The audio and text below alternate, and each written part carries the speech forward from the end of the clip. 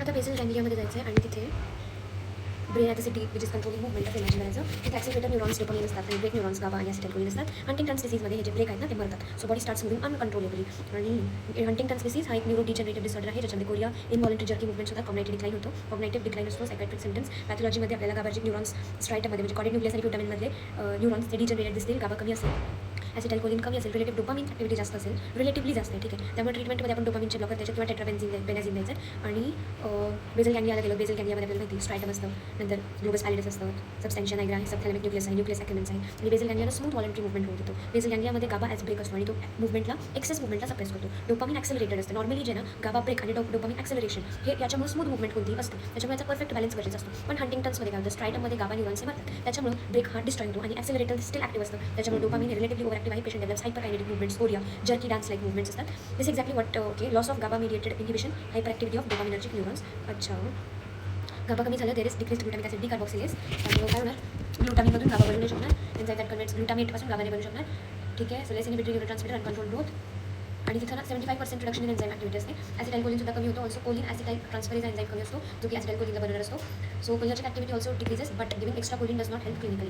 आणि ट्रीटमेंट कशी द्यायची आणि why is treatment very surprising. You might think की आता गाबा कमी आहे, डोपामिनची रिलेटिव्ह ॲक्टिव्हिटी जास्त आहे, सो आपण गाबा ॲगोनिस्ट देऊयात. जस्ट ॲज वी आपण जसं पार्किन्सन्समध्ये केलं की डोपामिन रिलेटिव्ह कमी होतं तर आपण त्याचा प्रिकर्सर मी बनवून दिलं. पण तसं इथे काम करत नाही. इव्हन गाबा ॲगोनिस्ट आणि GABA metabolism inhibitors they showed little benefit. Why? Because this is due to न्यूरॉनचं डिजनरेशन झाले, not just neurotransmitter deficiency. Dead circuit cannot be fix simply by adding neurotransmitter. So acute treatment काय? Remember dopamine over activity आहे. So treatment is block the dopamine. Antipsychotics, chlorpromazine, haloperidol, all enzyme use करतो. These are dopamine receptor antagonists. Why? Because too much accelerator.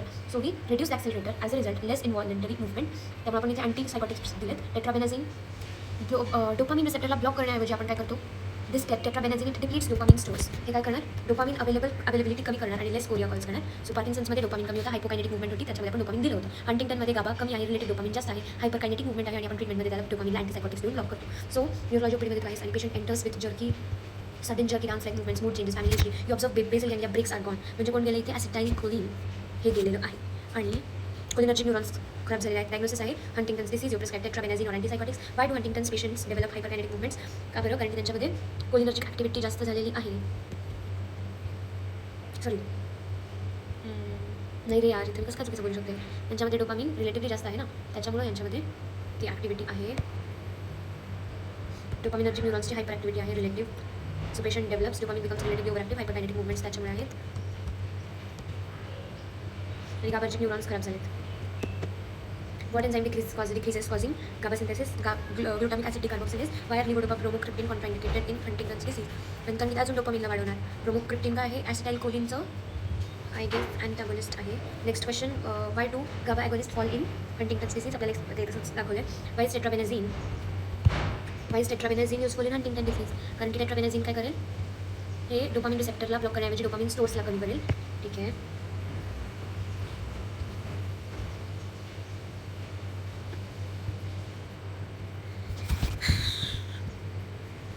GABAergic neurons आहेत स्ट्रायटममध्ये खराब झाले, गाबामध्ये जे negative होते त्यामुळे break loss झाला आहे.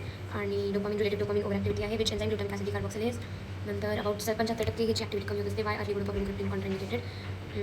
Because they increase dopamine activity, they aggravate the involuntary movements. Why do GABA agonist fail in Huntington disease? Because problem is neuronal degeneration and not just neurotransmitter deficiency. So if entire wiring circuit destroy असेल, न्यूरॉनचं degeneration असेल तर फक्त आपण ते करून फायदा नाही आहे. But why is tetrabenazine useful? ते काय करतो, decreases the dopamine release, reduces the dopaminergic overactivity, decreases chorea by depleting the dopamine from presynaptic nerve terminals. It depletes the dopamine stores. Release नाही होते. ठीक आहे. त्यामुळे नेक्स्ट डिसीज अल्झायमर्स डिसीज बघायचा. याच्यामध्ये most common cause of dementia आहे Alzheimer's disease. Dementia म्हणजे असं विसरणं, प्रोग्रेसिव्ह मेमरी लॉस, त्याच्यामुळे कॉग्निटिव्ह डिक्लाइन होतो. Short term memory loss first, pathology amyloid plaques हे डिपॉझिट होतात. न्यूरोफिलरी टँगल्स, कोलिनर्जिक न्यूरॉन्स कमी होतात. Treatment cholinesterase inhibitors. देन म्हणजे कोलिन ॲसिटाइलकोलिनचं अमाऊंट चांगलं राहील. Donepezil, rivastigmine, galantamine, NMDA antagonist, memantine.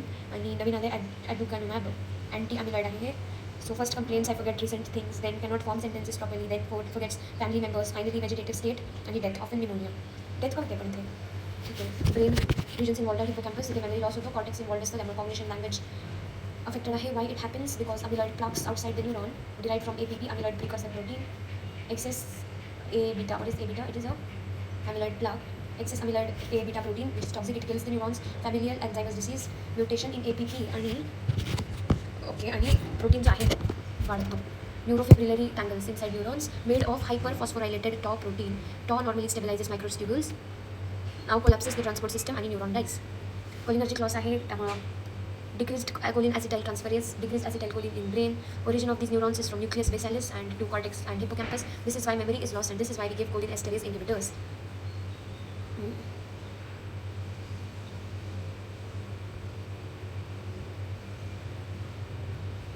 आणि कोलिन एस्टरेज इनहिबिटर दिला की काय होणार ते बघून येते क्वेश्चनमध्ये असेल व्यवस्थित. Glutamate excitotoxicity, excess NMDA receptor activation, calcium overload आणि neuronal death.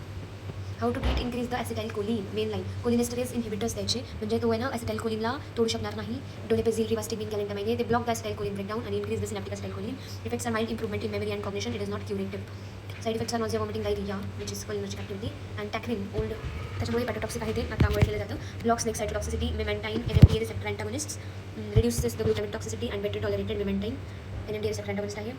Then this is modifying drugs नवीन आहे ॲड्युकेनुमॅब मोनोक्लोनल अँटीबॉडी आहे. अमिलॉइड प्लाकला टार्गेट करते आणि slows the disease progression. Others are acetyl L carnitine, antioxidant आणि कोलिनर्जिक आहे. विटामिन E आणि antioxidants slow progression करतात डिसीजचं. Statins and sets some benefits देतात. So 65 year old woman they repeat same questions again and again, forgets recent events, cannot find words. This is hippocampal failure, cholinergic deficit, and you prescribe her donepezil, which is a acetylcholinesterase, which is a cholinesterase inhibitor. And but you know inside you are not curing, you are buying time for neurons. So causes degenerative, memory loss, early prominent, आणि ACH कमी झालं आहे. Treatment cholinesterase inhibitors देऊन. Next आहे before Alzheimer's disease, page talks about Huntington. अच्छा.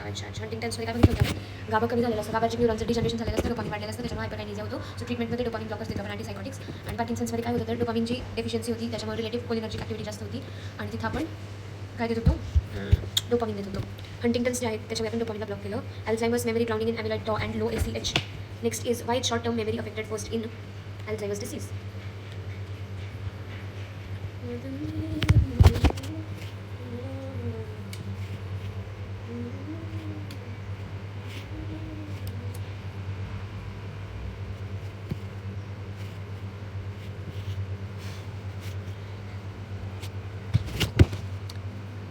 Hippocampus is affected early. Imagine hippocampus has brain save button. So its job is convert short term memory into long term memory. आणि Alzheimer's disease मध्ये काय होतं, amyloid plaques, dot, angles हे सगळे hippocampal न्यूरॉन्सला पहिल्यांदा damage करतात. So new memories cannot be stored, म्हणजे तुमची short term memory long term मेमरीमध्ये नाही जाऊ शकत. ठीक आहे. सो पेशंट त्यामुळे ते तात्पुरती सांगितलेली गोष्ट त्याला लक्षात राहत नाही. So patient says what did I eat today, repeat same questions but may still remember childhood memories, कारण की ऑलरेडी त्याच्या लॉंग टर्म मेमरीमध्ये जाऊन बसलेल्या आहेत हिप्पोकॅम्पसमध्ये. Because long-term memories were already stored in cortex, not in hippocampus, but in cortex they were stored earlier. Okay, short-term memory is affected first because the hippocampus responsible for memory consolidation is damaged early. आधी ते damage होतं. कसं तिथं amyloid plaque, tau tangles हे सगळे hippocampal neurons आधी damage करतात. What is role of tau protein in neurons. Tau जो आहे ना, it is microtubule stabilising protein, म्हणजे आपलं न्यूरॉन आहे समज, आणि न्यूरॉनवरती मायक्रोट्युब्युल्स असतात न्यूरॉन्समध्ये आणि त्याला स्टेबिलाइज करणार protein. So think neuron like railway system आणि microtubules are railway tracks. So tau is the track stabiliser, त्या न्यूरॉन्सला स्टेबिलाइज करणाऱ्या गोष्टी आहेत. आणि त्याचं फंक्शन काय, न्यूरॉनल ट्रान्सपोर्ट मेंटेन करणं, म्हणजे एका न्यूरॉनपासून दुसऱ्या न्यूरॉनमध्ये न्यूरोट्रान्समिटर जाण्याचं जे ट्रान्सपोर्ट आहे तर ते मेंटेन करणं. Helps movements of nutrients and signals inside the neuron. Neuronal transport म्हणजे न्यूरॉनच्या अंतर्गतच बरं का.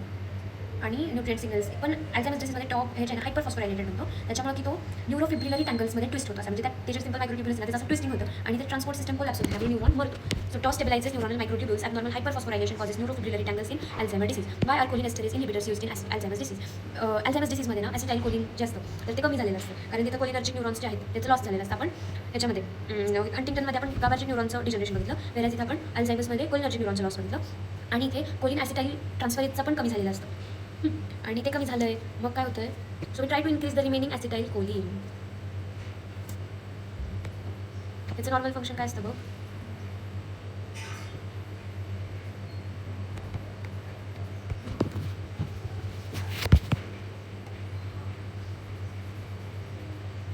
कोलिन आणि ॲसिटाइल कोएन्झाइम ए ह्या दोघांना मिक्स करून हे कोलिन ॲसिटाइल ट्रान्सफरेज जे आहे, कोलिन ॲसिटाइल ट्रान्सफरेज हे ॲसिटाइल कोएन्झाइम ॲसिटाइल कोलिन बनत असतं, which is responsible for cholines acetyl आणि रिस्पॉन्सिबल एन्झाइम बघितलं. So acetylcholine making enzyme आहे हा. तर आपण काय केलं, ह्या ॲसिटाइल कोलिन बनवणाऱ्या एन्झाइमला आपण त्याचा इनहिबिटर दिला. सो दॅट उरलेलं जे ॲसिटाइल कोलिन आहे ना ते जगेल.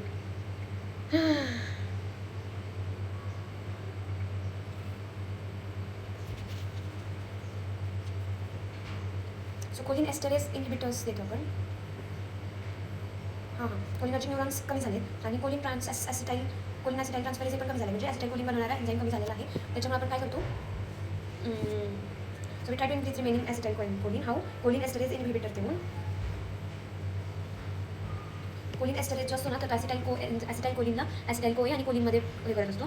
डोनेपेजिल rivastigmine galantamine block the acetylcholine breakdown increase synaptic acetylcholine modest improvement in memory cognition daily functioning mechanism of memantine NMDA receptor antagonist आहे हा अल्झायमर्स डिसीजमध्ये टू मच ग्लुटामेट टॉक्सिसिटी होऊन एक्साइटोटॉक्सिसिटी होऊन कॅल्शियम ओव्हरलोड होऊन न्यूरॉनची death होत असते. मेमेंटाइन काय करणार NMDA रिसेप्टरला ब्लॉक करणार ग्लुटामेट टॉक्सिसिटी प्रिव्हेंट करणार न्यूरॉनल डॅमेज स्लो करणार. So it is non competitive NMDA receptor antagonist that reduces glutamate mediated excitotoxicity. Why was tacrine abandoned? Because of hepatotoxicity. Tacrine worked as choline esterase inhibitor but significant liver toxicity, so separate toxicity donepezil rivastimin galantamine. Okay. Then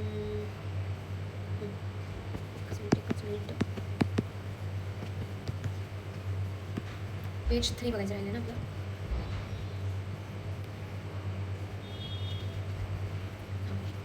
ठीक आहे. We are not in cortex anymore.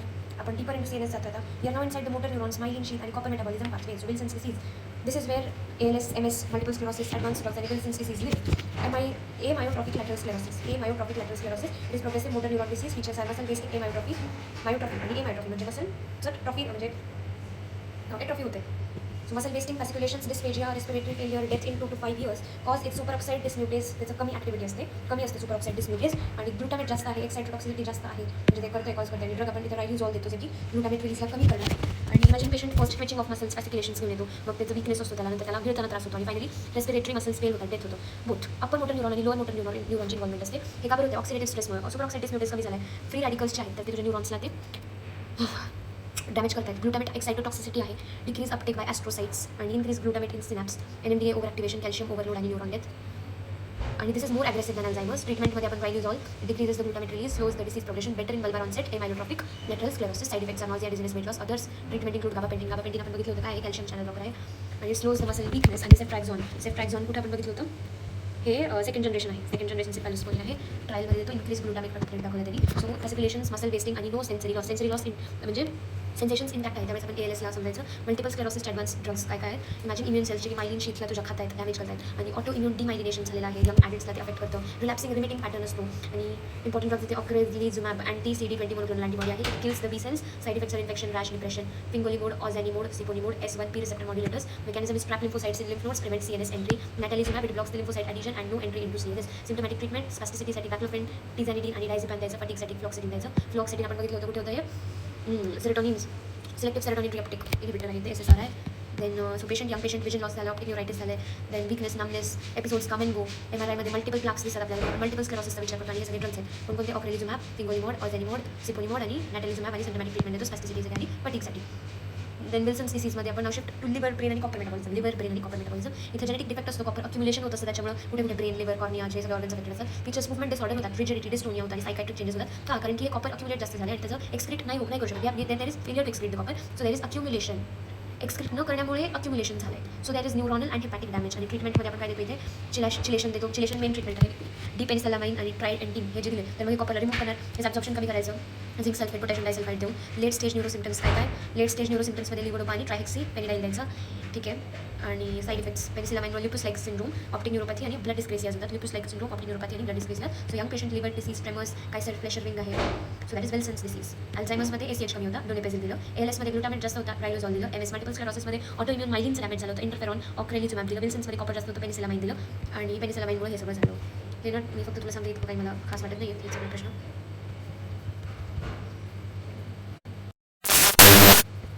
तुम्ही थांबवते, याला एक एखादा बघून घेतो. Riluzole used in ALS. Why? The mechanism of fingolimod in MS बघून घे. Why trientine preferred over penicillamine. Then what causes neuronal death in ALS? Which drug blocks lymphocyte entry into CNS? It is natalizumab, blocks cell adhesion of lymphocytes. Lymphocytes cannot cross the CNS, less autoimmune attack on myelin. So natalizumab. And in this way I finished with one another chapter of CNS drugs.